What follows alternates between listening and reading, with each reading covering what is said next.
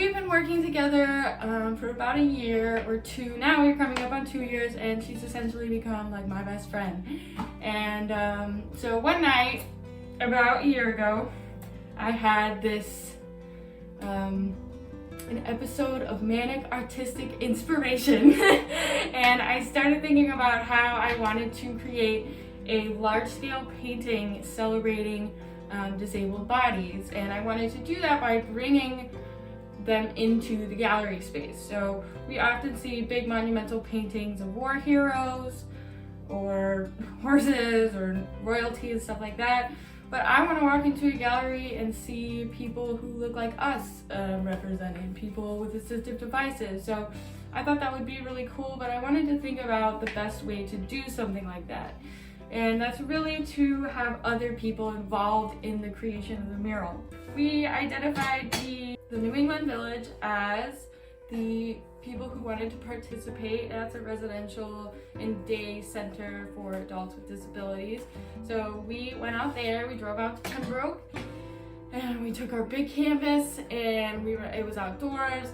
This was only a little difficult because we were working with such a vulnerable group in the middle of the COVID-19 pandemic. This was summer of 2021.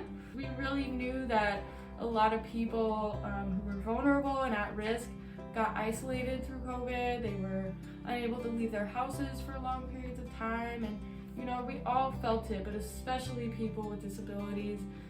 They kind of have been somewhat isolated from their community. So I really wanted to start to bring back the feeling that we were connected through art.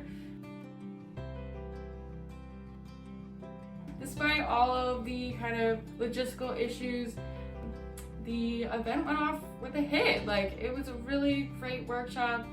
The people there were super excited that we had come and kind of let them participate in the creation of this as well. And we had people of all abilities working on it. We had somebody who was blind paint on it. We had just endless unique abilities working on this. So it was really, really cool. The prompt of the workshop was sunlight. So I kind of wanted them to think about sunlight when they were painting. I really wanted the warmth of connection to others to come through, to really radiate through the painting. After that, we had to bring it back. We brought it back to the Brookline Arts Center, and we worked on it there for the next month until it was ready for show. So when it comes to working with people with disabilities, I really think the most important thing is to focus not on what they can't do, but focus on what they can do.